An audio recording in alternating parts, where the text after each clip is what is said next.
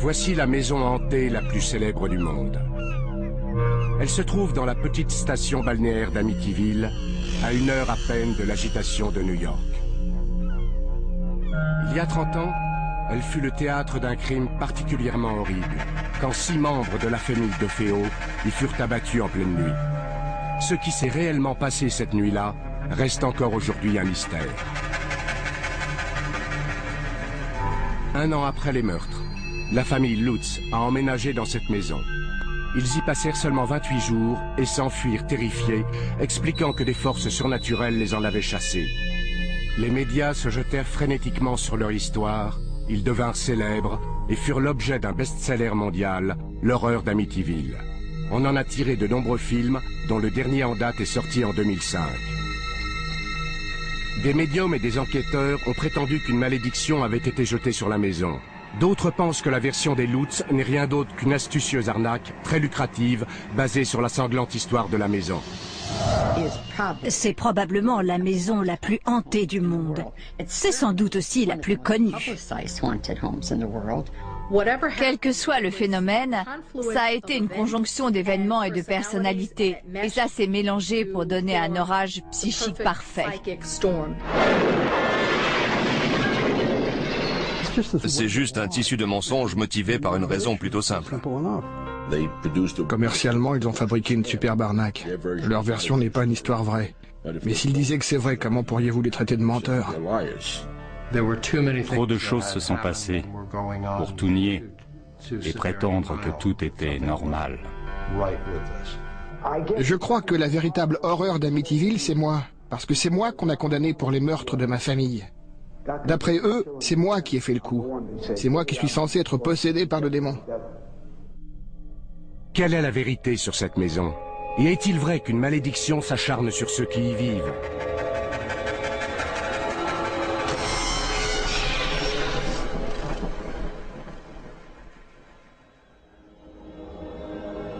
Les mystères et les controverses qui entourent l'histoire d'Amityville ont commencé dans la nuit du 13 novembre 1974, quand 6 membres de la famille DeFeo, le père, la mère et 4 enfants, ont été abattus à l'intérieur de cette maison. J'étais assis dans mon bureau qui donne sur le devant de la maison. Et mon ami, Al Saxon, arrive et il me dit « Rufus, j'ai quelque chose à te dire, tu ne vas jamais me croire. Dans la maison d'à côté, ils sont tous morts. » On a vu plusieurs des corps qu'on sortait de la maison. Je regrette de le dire, mais le corps d'un des enfants est tombé de la bâche dans laquelle on le portait. Et j'ai vu l'un des enfants assassiné. C'était affreux. Mais c'était une affaire criminelle sans mystère, en tout cas. C'est ce que je me suis dit à l'époque. C'était une atmosphère vraiment étrange. C'était très calme, glacial. Un moment suspendu. Du genre qu'on n'oublie jamais. C'est une image qu'on garde dans sa tête pour toujours. On avait là une famille de banlieue soi-disant idyllique, d'origine italienne, des catholiques. La famille avait sa propre affaire, une concession automobile. Et bien sûr, à cause de leur nom italien, il y a eu les inévitables rumeurs sur leur lien avec le crime organisé. L'hypothèse d'un meurtre lié au banditisme a été rapidement écartée, et la police s'est tournée vers le seul survivant, Ronald DeFeo Jr., qui avait 23 ans. George Harrison, le chef de la police du comté de Suffolk, est arrivé et il m'a demandé s'il pouvait utiliser ma maison comme quartier général. Tout le monde était terrifié dans le quartier en se disant qu'il y avait un tueur qui rôdait dans la ville. Dès le début, Ronald DeFeo a été soupçonné. Mais au départ, il ne l'avait pas arrêté. Il l'avait embarqué pour le protéger. Ils ont décidé d'utiliser la maison d'à côté, celle de Ireland, pour y installer leur poste de commandement. Ils nous ont tous emmenés là. Et aussitôt, ils l'ont emmené chez moi et ils ont commencé à l'interroger. Ça a duré un moment et puis son grand-père est arrivé. Un policier l'a entendu dire à son petit-fils « Arrête de traîner le nom de la famille dans la boue. Je ne veux plus rien entendre sur ta sœur. Contente-toi d'avouer les crimes. C'est terminé. » Je leur ai dit au début les choses qui étaient vraies. Mais vous savez, ils ont fait pression sur moi. Même avant ça, Les habitants d'Amityville s'étaient déjà fait leur opinion sur le nom du meurtrier. Je me suis promené dans le quartier et j'ai demandé « Pouvez-vous m'en dire plus sur ce qui s'est passé ?» Et tous les gamins m'ont répondu pratiquement comme un seul homme « C'est Ronald qui a fait le coup. » Je roulais en voiture et le journaliste, je crois que c'était Joel Martin, a annoncé les meurtres à la radio. Et il n'a pas dit que Ronald était mort aussi. Alors j'ai dit à ma femme, c'est Ronald qui a fait le coup. Ronald était, disons, un adolescent à problème. Il avait la réputation de se droguer, d'être violent, de se battre avec son père. C'était une tâche. Tout ce qu'il faisait, c'était boire, parier et se battre. Quand on le connaissait ou qu'on connaissait le contexte, si on avait passé un peu de temps avec lui, on se disait que ce n'était pas une chose dont il était incapable. Et quand tous les autres sont morts et pas lui, vous savez... C'était tout un tas de problèmes, vous savez. C'est pas comme si je pouvais rester assis ici et vous mentir. Je pourrais dire que je savais que quelque chose de mauvais allait arriver à ma mère et à mon père. Très peu de temps après, Ronald DeFeo Jr. a été désigné officiellement comme suspect. Il était le meurtrier présumé, il était l'accusé. Après un bref interrogatoire serré, DeFeo a avoué les crimes et il a donné la première de ses nombreuses versions des événements. En gros, l'histoire c'est que Ronald DeFeo, qui avait 23 ans en 1974, s'est réveillé dans la nuit autour de 3h15. Et pour des raisons inconnues, il a tué tous les membres de sa famille pendant leur sommeil. Il a pris le fusil et il a tiré sur ses parents qui dormaient dans leur lit. Ensuite, il a tué ses 2 jeunes frères. Après, il a été dans la chambre adjacente et il a tué sa sœur. Et enfin, il est monté dans la chambre deuxième où il a tué son autre sœur, Dawn. Après ce qui est arrivé, c'était comme un cauchemar. Je suis en train de regarder ma mère et mon père morts, mes sœurs, j'étais terrifié. J'ai couru hors de la maison, sauté dans ma voiture, foncé dans la rue, trouvé mes amis et je suis revenu à la maison. Les aveux de DeFeo n'expliquent pas les nombreux mystères qui entourent les meurtres. Des mystères qui ont nourri les rumeurs de complicité, de complot et même de forces surnaturelles. Ils ont tous été tués avec un Marlin calibre 35. On a fait une expérience pendant la préparation du procès. On a mesuré le niveau sonore du Marlin calibre 35. Ce fusil s'entend jusqu'à 5 pâtés de maison. Personne n'a rien entendu. J'ai retrouvé un voisin quand même, qui a entendu entre 3h et 3h30 le chien de la famille qui aboyait ou gémissait. Il y a eu au moins 9 coups de feu, 9 coups tirés avec un Marlin. Et rien n'indique qu'aucune des 6 victimes ait fait la moindre tentative pour s'enfuir.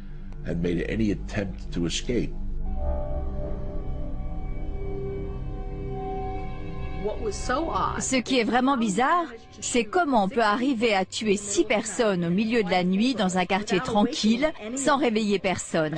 Un coup de fusil, ça fait du bruit.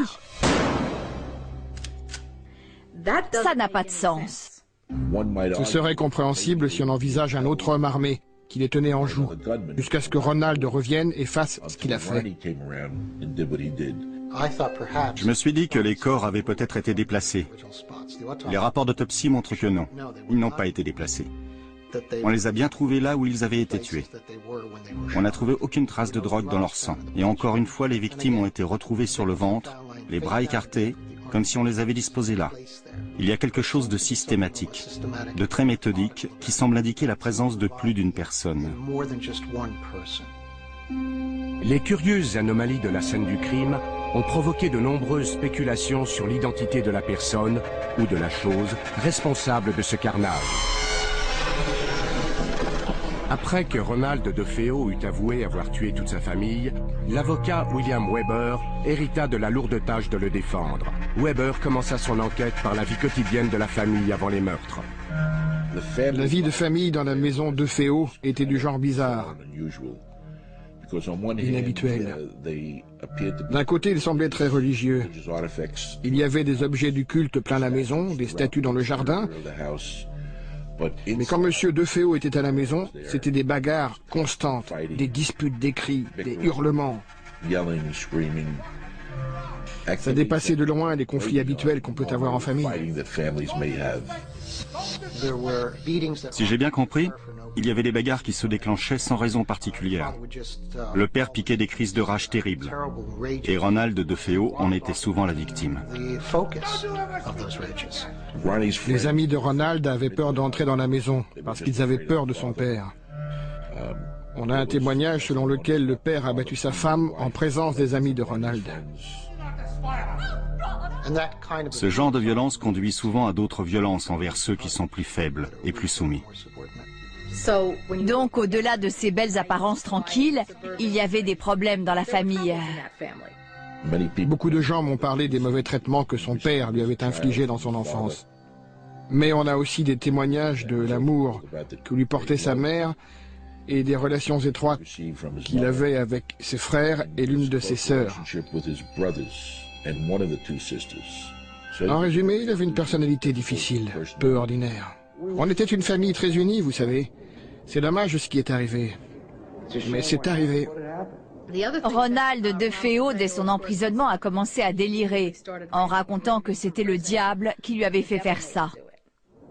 Un pasteur m'a observé dans la salle du tribunal pendant que je faisais ma déposition. Selon lui, pour parler comme ça, il fallait que je sois possédé par le démon. Je crois qu'il lui manquait une case. Il fallait qu'il soit cinglé pour tuer toute sa famille, ou au moins en train de le devenir. J'ai demandé à un ami et associé, le docteur Daniel Schwartz, de l'examiner. Son avis de professionnel, c'est que Donald a agi dans un état de conscience altéré. Il ne comprenait pas la nature de ses actes. Il ne savait pas que ce qu'il faisait, c'était mal. Je ne me contrôlais pas. Je n'étais pas en contact avec la réalité au moment où j'ai fait ce que j'ai fait. Je n'avais aucun contrôle. Weber décida de plaider la folie. Quand il procéda à l'interrogatoire de son client pour savoir ce qui s'était passé la nuit des meurtres, Ronald lui décrivit une suite d'événements étranges qui lancèrent les controverses sur la véritable identité du ou des coupables. Ronald avait pris je ne sais quelle drogue. Il regardait un film de guerre à la télévision. À la fin du film, Ronald était seul dans la pièce. Il a dit au départ qu'il pensait avoir entendu des membres de sa famille dans une autre pièce qui complotaient de l'assassiner. Une chose qu'il a dite, et parfois il la disait en ricanant, donc je ne suis pas sûr que ce soit vrai, mais il a dit « Une femme au manoir m'a donné le fusil, et j'y ai été, et j'ai tué tout le monde ». Selon son témoignage original, à un moment donné, un démon aux mains noires couvert d'une capuche lui a donné l'arme. Et il est monté à l'étage et il a commis le meurtre. Il a dit le meurtre, pas les meurtres. Pendant le procès, un expert a soutenu que DeFeo n'avait peut-être pas agi seul. Herman Reyes était criminologue, cité par la défense. Pendant un huis clos, on avait fait sortir le public. Herman Reyes a déclaré au juge et au procureur que certains corps avaient été déplacés, qu'ils n'avaient pas tous été tués là où on les avait trouvés. Il a aussi déclaré qu'il croyait que plusieurs armes avaient servi, et pas juste un fusil de chasse. Bizarrement, bien des années plus tard, le journaliste Rick Moran fut contacté par un agent de la brigade des stupéfiants qui lui apprit que la maison des DeFeo était sous surveillance à l'époque des meurtres et qu'il avait vu la sœur de Ronald, Dawn, sortir de la maison. La nuit du meurtre, ce policier a vu Dawn DeFeo sortir de la maison avec un fusil. Elle était vêtue d'un sweat à capuche et portait des gants. Il l'a vu jeter le fusil sur le siège arrière de sa voiture et filer en direction de la pointe où se trouve un quai d'embarquement. C'est exactement là qu'on a retrouvé le fusil, mais la police pense que c'était plus tard. Quand Ronald raconte qu'un démon aux mains noires avec une capuche s'est approché de lui et lui a donné l'arme, et qu'il n'a pas bougé, je crois que c'est vrai. Je crois qu'il n'était pas en état de bouger. Le démon dont il parle, c'était sa propre sœur. La chemise de nuit de Dawn DeFeo porte des traces de poudre non brûlée, ce qui indique qu'elle a peut-être tiré avec ce fusil cette nuit-là. La théorie de Moran, c'est que Ronald et sa sœur Dawn avaient comploté l'assassinat de leurs parents. Je pense que la nuit où ils ont décidé de faire ça, Ronald n'était pas en état de le faire, et que Dawn a pris le fusil et a commis les meurtres.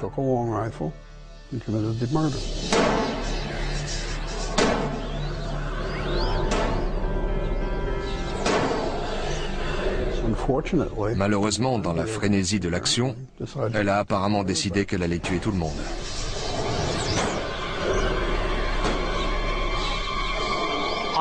J'ai toujours pensé qu'effectivement, il y avait quelque chose de spécial entre Ronald DeFeo et sa sœur Dawn. Certains disent que c'était incestueux, je ne sais pas, mais il y avait une relation spéciale, un lien particulier. Peut-être le lien du secret. C'est elle qui a été tuée le plus violemment, sa tête a complètement explosé. La théorie, c'est que Don DeFeo a tué toute sa famille et que Ronald, de désespoir, a tué Don.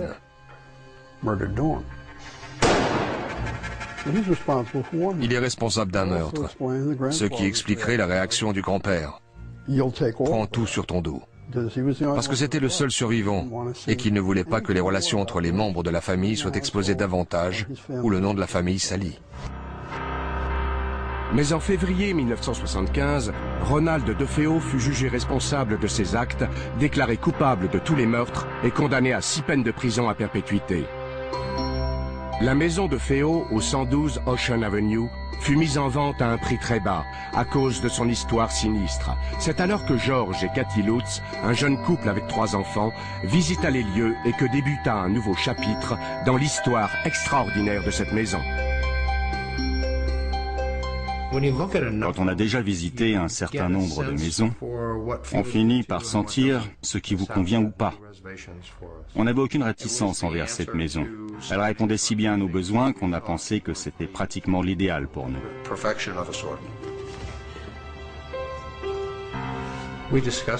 Nous avons discuté ensemble, en famille, des événements qui s'étaient déroulés dans la maison et la conclusion, c'est qu'aucun d'entre nous ne se sentait mal à l'aise à cause de ce passé. Mais nous n'avions pas envisagé la possibilité que quelque chose de résiduel soit encore là. D'après la famille Lutz, des choses troublantes leur sont arrivées dès le début. Harry a essayé de se pendre. Notre chien, un labrador noir, a sauté par-dessus la clôture et sa chaîne était trop courte. Et il s'est retrouvé pendu de l'autre côté. Il s'étouffait. Ça s'est passé 1 heure après notre emménagement. George Lutz raconte ensuite qu'un de ses amis, qui connaissait bien l'histoire de la maison, lui a recommandé de la faire bénir. Le pasteur est venu et l'a béni pièce après pièce. Il est revenu et il nous a dit, à Cathy et moi, de ne pas faire une chambre dans une pièce à l'étage que nous voulions utiliser comme pièce à couture. Il a dit qu'il y sentait quelque chose. Et il a reçu une gifle. Il a entendu des voix qui lui disaient de partir. Tout ça, c'était le premier jour, les premières heures.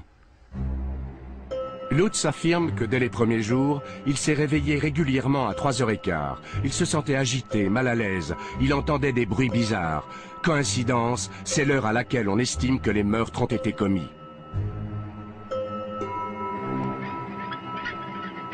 J'ai été très malade dans la maison et j'ai perdu beaucoup de poids. J'ai manqué des jours de travail. Mon hygiène personnelle a changé là-bas. Il subissait des changements de caractère. Il se mettait en colère contre ses enfants. Il se disputait avec Cathy. Il n'arrivait pas à se réchauffer. Il était constamment dehors, à couper du bois, à faire du feu. Cathy allait de pièce en pièce et elle y ressentait des choses différentes. Elle a été enlacée parce qu'elle pensait être une présence, une femme. Quand elle me l'a dit, elle avait très peur. Ça la perturbait beaucoup. Les Lutz racontèrent que des nuages de mouches infestaient certaines pièces. C'est franchement inhabituel en plein hiver. Ils devenaient aussi de plus en plus inquiets devant l'attitude de leur fille Missy. Missy a commencé à expliquer à Cathy qu'elle avait un ami, qu'il s'appelait Jody, et qu'il se présentait à elle sous la forme d'un gros cochon. Quand Jody lui a dit qu'il était content qu'elle habite ici et qu'elle y resterait pour toujours, ça a été très perturbant. Les Lutz racontent que de plus en plus de choses étranges se passaient autour d'eux. On entendait des cris la nuit, et des gens qui marchaient la nuit, et les enfants disaient des choses bizarres, et la température variait dans la maison, et on découvrait des taches sur la moquette le matin, et la porcelaine des toilettes qui devenait progressivement noire.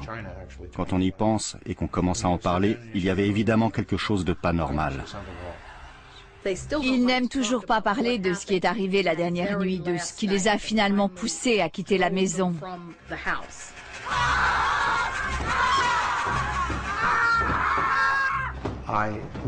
Je ne serai jamais capable d'oublier ce qui s'est passé cette nuit-là.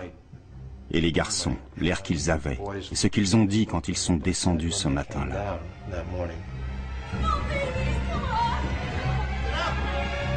Selon leurs déclarations, ils finirent par fuir la maison tôt le matin du 14 janvier 1975. Jamais ils n'y revinrent.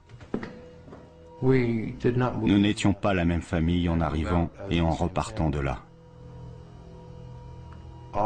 Nous étions tous terrifiés au moment du départ.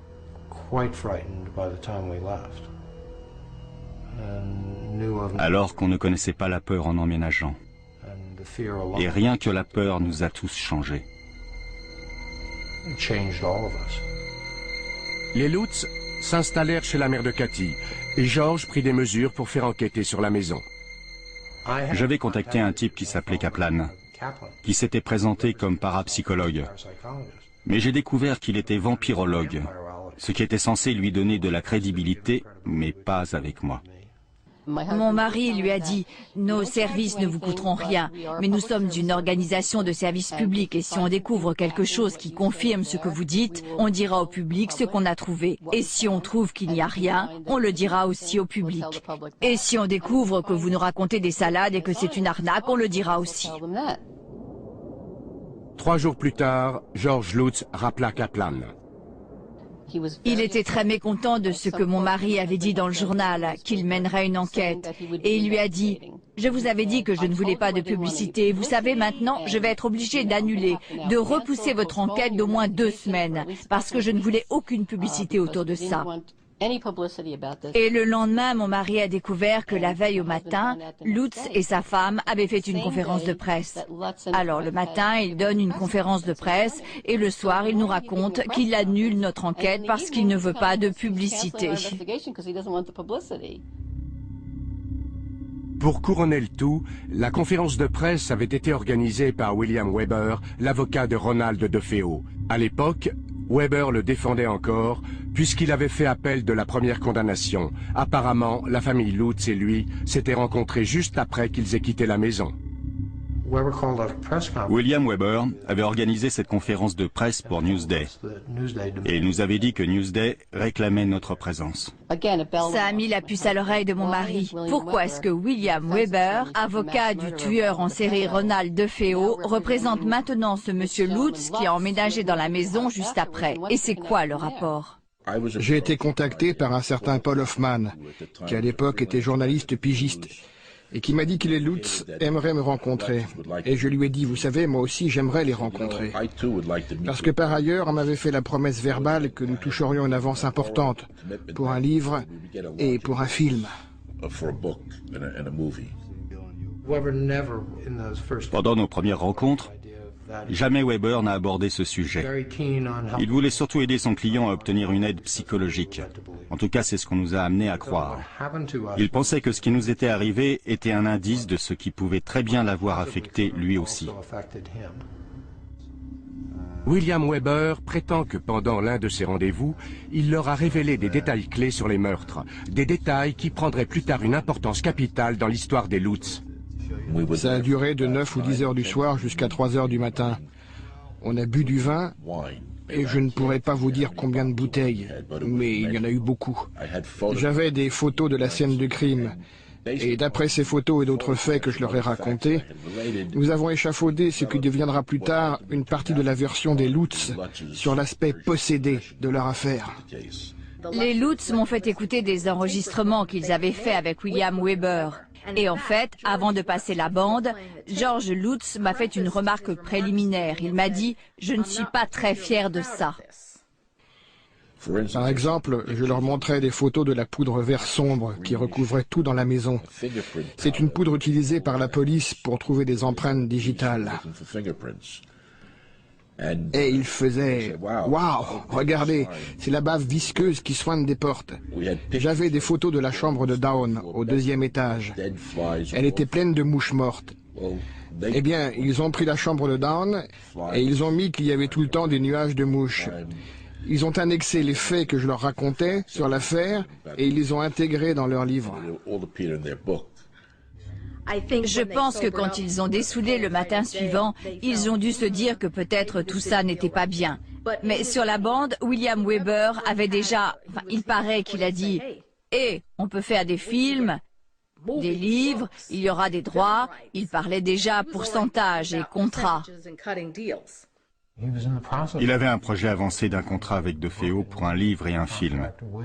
Et il nous a envoyé un contrat qui prévoyait de payer DeFeo quelque chose comme 5% de ce qu'on gagnerait. Et donc William Weber était en train d'essayer de rémunérer DeFeo pour ses meurtres. À ce moment-là, on a cessé tout contact avec Weber.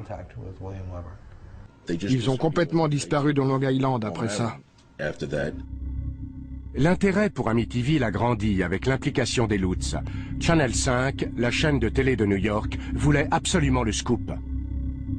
J'ai contacté George Lutz et je lui ai dit « Votre famille a besoin d'aide ». On voyait bien qu'ils étaient terrifiés.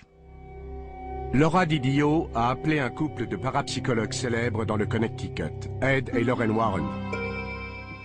Le genre de travail que nous faisons, c'est d'enquêter sur le paranormal, le supernaturel et le préternaturel, les phénomènes hantés causés par les esprits humains ou par les activités des esprits frappeurs ou par les fantômes démoniaques non humains. Nous avons travaillé sur de nombreux cas de possession et d'exorcisme et la Warner Brothers a les droits sur notre vie.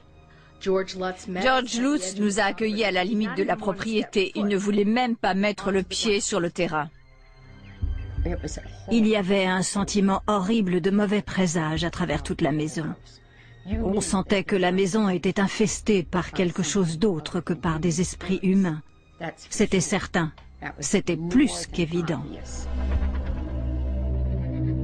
Une chaîne de télé locale rassembla une équipe de médiums et s'apprêta à filmer leur enquête.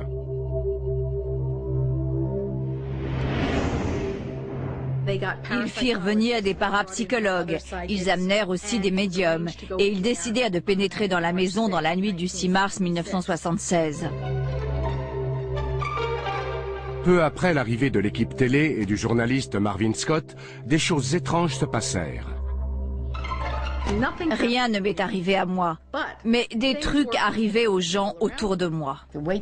C'était incroyable la façon dont les gens étaient affectés. La première chose, c'est le caméraman Steve. Quand il est arrivé sur le palier au deuxième, il s'est plié en deux en se tenant la poitrine. Il avait des douleurs intenses à la poitrine. L'impression dominante, c'était très triste.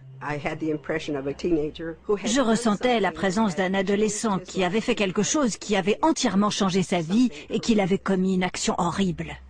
Quand on est monté à l'étage, évidemment, les médiums ont ressenti les échos, les mauvaises vibrations. 6 personnes ont été assassinées là, vous savez, il y a à peine 2 ans. Il y avait une fenêtre au-dessus de moi. Et j'ai vu le visage d'une fillette qui me regardait. Ensuite, j'ai entendu des pleurs, des plaintes. Alors je lui ai dit, regarde la lumière blanche, marche vers elle, tous ceux qui t'aiment t'attendent. Pendant la séance, Lorraine a dit qu'elle ressentait la présence d'un démon qui venait des profondeurs de la terre. Il n'y avait pas que les esprits assassinés des membres de la famille DeFeo. Je percevais des corps alignés, tous recouverts de draps blancs. J'ai eu l'impression de silhouettes couvertes de capuches comme des moines, juste derrière la porte, bloquant le seuil et qui me fixaient. J'ai pensé, oh oh. Je monte tout en haut, j'entre dans la chambre et Marvin Scott me dit, qu'est-ce qu'il y a? Qu'est-ce qu'il y a? Et je lui ai répondu, j'espère que je n'approcherai jamais plus que ça de l'enfer. Alors j'ai pris de l'eau bénite, j'ai ouvert la bouteille et j'ai dit « En arrière, Satan !» Et j'ai aspergé comme ça. Et ça a disparu, comme de l'eau sur une plaque chauffée. Et alors, tout s'est arrêté dans la maison. À la fin de la séance, on est redescendu au rez-de-chaussée. À ce moment-là, Ed tenait son crucifix et il précédait Lorraine dans l'escalier. Il s'est arrêté net, presque comme s'il avait été jeté en arrière par une bourrasque de vent. Et plus tard, il a décrit ça comme s'il avait été assailli, je crois, par une légion de démons. C'est comme un puissant jet d'eau sur ma poitrine qui m'empêche d'avancer. Une fois de plus, en tant que journaliste, je dois reconnaître que je n'ai rien vu, je n'ai rien senti. Rien d'autre que les réactions d'Ed, de Lorraine, des autres médiums et des gens autour de moi. Je me souviens à 2 heures du matin de Marvin Scott qui se tourne vers moi et me dit « On ne l'a pas ». En d'autres termes, ce n'était pas l'exorciste pour la télévision. Alors qu'il ne se passa rien devant les caméras de télévision, une photo prise cette nuit-là allait révéler une mystérieuse présence. L'appareil avait été fixé sur un trépied. Il prenait des photos au flash automatiquement, à intervalles réguliers. Et il y avait des dizaines et des dizaines de photos de cette porte qui conduisait à la chambre de notre fille Missy. Des années plus tard, une de mes secrétaires classait ces photos et elle était enceinte. Et chaque fois qu'elle regardait cette photo, le bébé faisait des bonds dans son ventre. Et hop, voilà qu'on distingue clairement dans l'encadrement de la porte, sur le palier au 2e, le visage d'un petit garçon qui jette un coup d'œil depuis la porte. Il n'y avait pas d'enfant cette nuit-là dans la maison. Alors, d'où est-ce qu'il vient? On a appelé Missy et on lui a demandé qui c'était. Et elle a dit « Oh, c'est le garçon avec qui je jouais là-bas ». C'était la première fois qu'on en entendait parler. Les Lutz ne revinrent jamais au 112 Ocean Avenue. La banque récupéra la propriété et leurs meubles furent vendus aux enchères. George et Cathy partirent s'installer en Californie en affirmant qu'ils devaient échapper à l'influence de la maison et au déluge de publicité qui suivit la médiatisation de leur histoire. Amityville devient un phénomène. Et il est partout. On en parle à la télé, on en parle à Long Island. C'est sur les lèvres de tout le monde. Avez-vous entendu parler de cette affaire ? C'est la somme de toutes les horreurs qui se passent dans le paranormal. Tout est regroupé en une seule affaire. Les médiums sont sortis du bois, les exorcistes, les parapsychologues, les vampirologues. Ils ont tous débarqué avec chacun sa théorie. Ils prétendaient tous savoir exactement ce qui s'était passé. Parmi ceux qui se joignirent à la fête, il y avait le professeur Hans Holzer, le plus célèbre chasseur de fantômes des États-Unis. J'aime particulièrement cette image qui montre clairement la silhouette blanche d'un cheval en surimpression sur moi. Il se trouve que l'entité qui était perturbée dans la maison était un chef indien à cheval. Hans Holzer m'a été présenté comme un homme qui avait écrit 50 livres dans le domaine des médiums. Les esprits frappeurs, les fantômes de la Maison Blanche, des fantômes dans chaque maison qu'il a visitée. Le 13 janvier 1977, Holzer, William Weber et Laura Didio pénétrèrent dans la maison en compagnie d'Ethel Johnson Meyers, une médium célèbre pour ses transes profondes. Tout ce qu'il me faut, c'est un bon médium capable de transes profondes. Comme ça, s'il y a la moindre entité, elle peut utiliser les cordes vocales du médium pour discuter avec moi. C'était vraiment étrange et très choquant de voir la transformation physique que subit cette femme. Dès qu'elle est sortie de la voiture, avant même d'entrer dans la maison, elle a dit « Il y a un Indien là-dedans ». D'un seul coup, une pomme d'Adam lui a poussé. Après un moment, cette femme a commencé à parler dans un drôle de charabia. Sa voix s'est abaissée de plusieurs octaves. Et elle parlait avec un chef indien qui était enterré sur ce terrain. Why are they angry? Because it's been a sacred place, and this is over the very, very special chief. Oh, I can't move my face. On a découvert que c'était un cimetière indien et que le quartier avait été construit dessus, à la grande fureur de l'Indien qui était enterré là. And what does he make them do? Violence of death. I don't know, my skull's cracked and my neck's stretched. What will the male do under those circumstances? Anything the Indian desires him to do. Bien que l'on ait raconté que c'était la maison la plus hantée d'Amérique, ce n'est pas vraiment une maison hantée. Il n'y avait pas de fantômes là, il n'y avait pas d'esprit, sauf celui du chef indien. Et tout ce qu'il voulait, de son point de vue, c'était « partez de mon terrain ». Alors que les théories se multipliaient sur la maison, Amityville allait devenir un phénomène de l'édition. Soudain, il y a un livre. Et quelle qu'en soit la raison, le livre a eu un succès immédiat. C'est devenu aussitôt un best-seller. Le premier tirage était de 25 000 exemplaires. Et il n'avait jamais lancé un aussi gros tirage, même de loin, pour une première édition. À peine arrivé chez les libraires, ce livre a été épuisé. C'était phénoménal. Il était clair que cette histoire de maison hantée avait le pouvoir de captiver des millions de lecteurs. L'idée que c'est réellement arrivé à des gens rend ces gens plus proches. Parce que si ce n'est pas une œuvre d'imagination, alors c'est vrai. Et ça pourrait aussi leur arriver. Une maison, c'est censé être un endroit où on est en sécurité. Et l'horreur d'Amityville détruit cette tranquillité. C'est arrivé juste après le livre de William Peter Blatty, L'Exorciste. Et le film L'Exorciste est sorti autour de 1973-74. On dirait qu'il y a un désir, une insatisfaction, peut-être une question spirituelle qui domine tout ça, le bien contre le mal. Même les gens qui disaient être agnostiques ou athées après avoir vu le film, ils dormaient avec la lumière allumée, ils s'agrippaient à des crucifix et ils retournaient à l'église. C'était le climat dans lequel Amityville pouvait s'épanouir. La maison elle-même était devenue un personnage, grâce en particulier à ses deux fenêtres à l'étage. Tout le monde disait « Qu'est-ce que vous pensez de ces deux yeux? Deux yeux qui vous observent. » J'ai beaucoup entendu ça. C'est devenu les yeux de la maison.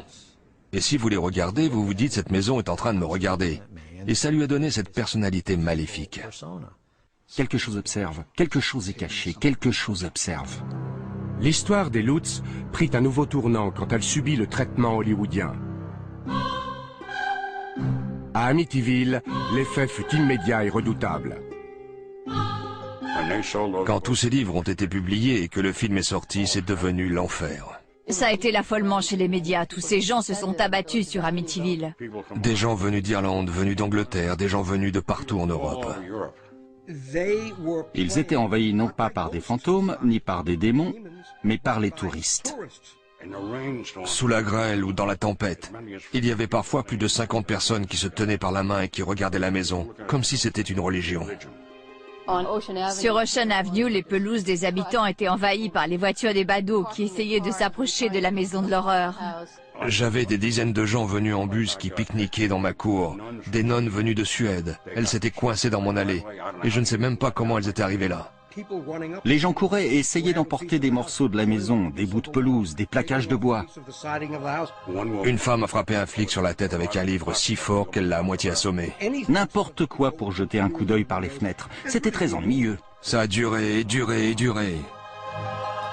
Mais si les milliers de visiteurs semblaient convaincus par l'histoire d'Amityville, un nombre croissant de lecteurs soupçonnait une arnaque. Johansson écrit ce gros bouquin. L'horreur d'Amityville, une histoire vraie. Et je trouvais que ça ne sentait pas bon. Dans les articles publiés au départ, ils ont dit qu'ils n'avaient vu aucune forme humaine et seulement qu'ils avaient entendu des bruits bizarres, des chocs, des coups sur les tuyaux, des trucs comme ça. Ils ont fait l'expérience de ce qui apparaît comme des phénomènes paranormaux assez banals.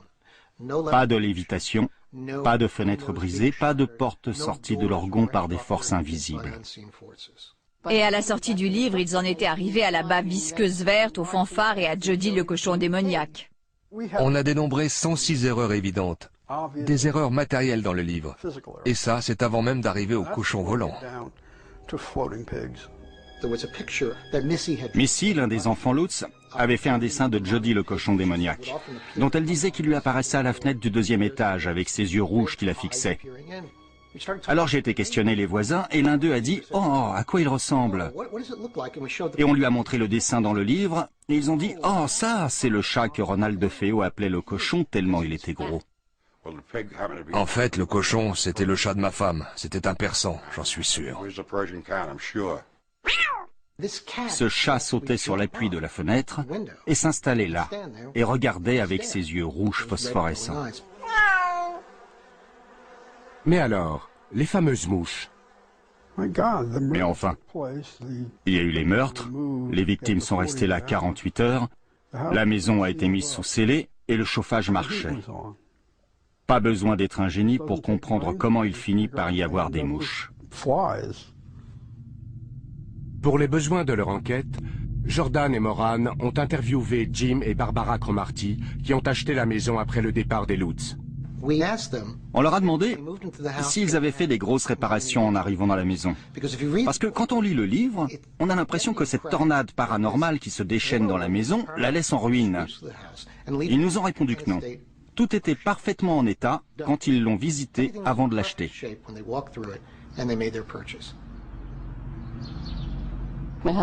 Mon mari a participé à un débat à la télé avec George Lutz et ce dernier a essayé de raconter qu'une fenêtre de la maison s'était rabattue sur la main de son fils et qu'il l'avait emmené à l'hôpital de Brunswick pour le faire soigner.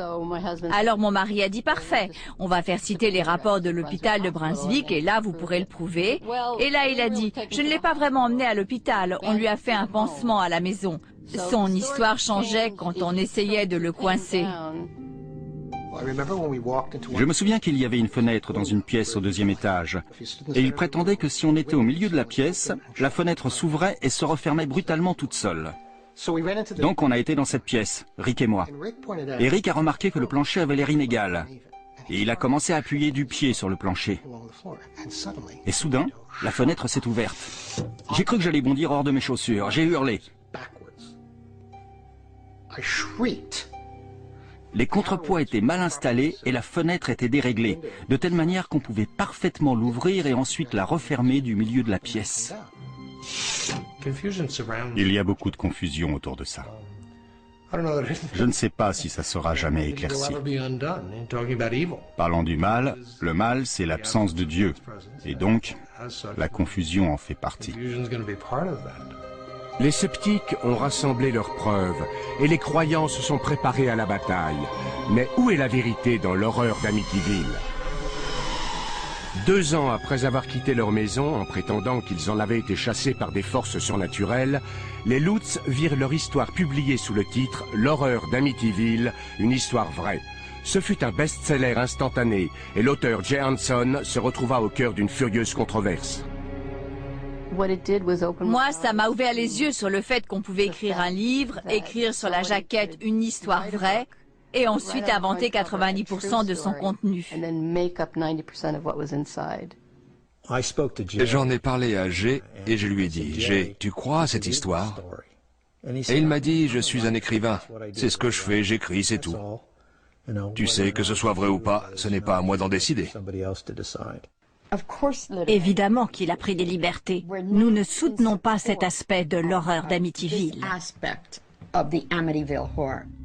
Peter Jordan et Rick Morgan mirent Jay Hanson devant les preuves que son livre n'était pas une histoire vraie, mais une œuvre de fiction. Il m'a dit, vous niez tout. Vous êtes un sceptique qui aime écrire des histoires de non-fantômes. Moi, j'aime gagner de l'argent. Jay m'a dit, je suis un écrivain. Et tout ce qui m'intéresse, c'est d'écrire un best-seller pour me construire une villa à Majorque et ne plus jamais avoir besoin d'écrire. Et il m'a dit, je vous prédis qu'un jour vous serez assis ici, fauché, en train d'écrire vos petites histoires de non-fantômes. Et moi je serai dans une île aux Bahamas ou ailleurs, avec un wagon de pulls en cachemire. Et je me souviens avoir pensé que c'était tellement cocasse, et j'ai gloussé. Et il a dit, qu'est-ce qu'il y a de si drôle? Et j'ai dit que c'était le fantasme le plus ridicule qu'un millionnaire puisse avoir. Et après ça, un jour que je rentrais en voiture à Long Island, j'ai entendu à la radio que Jay Hanson, l'auteur de l'horreur d'Amityville, avait eu une crise cardiaque. Et je me suis dit, oh non, il ne pourra jamais profiter de son wagon de pull en cachemire. Hanson a gagné des millions avec Amityville. En comparaison, on dit que les Lutz n'ont touché que 250 000 $. Malgré tout, George soutient l'auteur et son livre, mais il est plus réservé à propos des films. C'était un travail très difficile pour lui d'expliquer une chose à laquelle il ne croyait pas ou qu'il ne comprenait pas.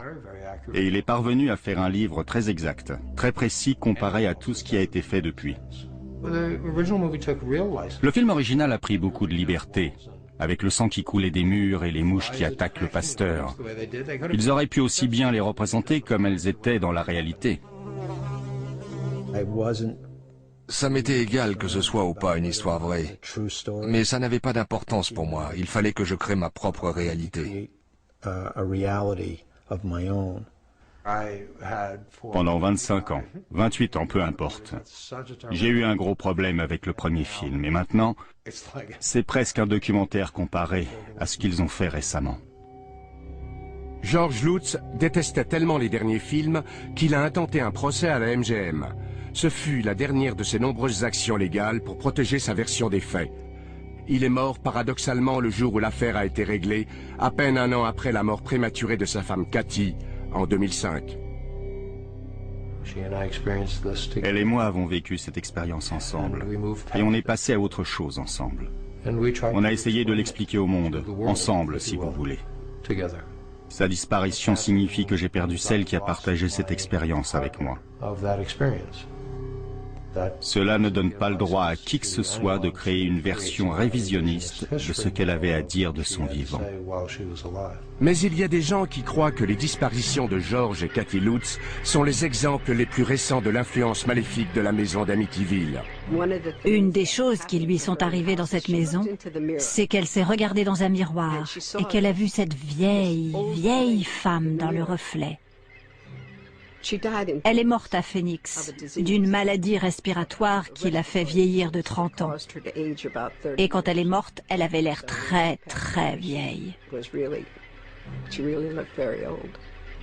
Ça a touché Ronald DeFeo d'une certaine manière. Ça a touché les Lutz d'une autre manière. Ça touche tous ceux qui entrent dans cette maison. Beaucoup de choses se sont passées dans cette affaire. Et ces morts inhabituelles, il faut les attribuer à des coïncidences. Et rien d'autre. Les gens veulent croire à quelque chose de surnaturel. Il y a quelque chose qui nous dépasse. Il y a un paradis, il y a un enfer, il y a des prières exaucées, il y a des esprits, il y a des fantômes. On veut croire à ce genre de phénomène. On en éprouve le besoin. Et sur ce besoin se greffe le facteur crédulité. Franchement, quand quelqu'un dit « Oh, c'est une histoire vraie », c'est l'événement le plus documenté de ce genre. En termes du nombre de gens impliqués, de témoins directs, de ceux qui ont maintenu leur témoignage sans rien y changer pendant toutes ces années. Si je crois qu'ils sont restés dans cette maison pendant 28 jours? Non. Catégoriquement, sans aucun doute, non. Je pense qu'ils avaient planifié toute l'affaire et qu'ils avaient l'intention d'en tirer un livre et gagner beaucoup d'argent. Et vous savez quoi? C'est ce qu'ils ont fait. Quand une histoire est trop belle pour être vraie, et c'en est un exemple parfait, probablement l'exemple le plus monumental de succès que j'ai jamais rencontré et que je ne rencontrerai jamais de toute ma vie. Je ne crois pas que je verrai un autre Amityville. En tout cas, je ne l'espère pas. Ils n'étaient pas là. Ils n'ont pas vécu cette expérience. Et pourtant, ils voudraient vous l'expliquer à vous. Et ça ne rend service à personne. À moins qu'on attrape l'esprit, qu'il se montre et qu'il nous explique pour la caméra, et je doute que ça arrivera, on ne saura jamais. Et on continuera à poursuivre cette chose qui nous échappe, quelle qu'elle soit. L'occupant actuel de la maison ne croit à rien de tout ça. Croire ou ne pas croire, ça n'a rien à voir avec les événements. Je ne lui souhaite que du bonheur. J'espère que des incendies spontanés ne perturberont pas son sommeil ou une autre de ses activités. Et j'attends les gros titres, si ou plutôt quand ça arrivera.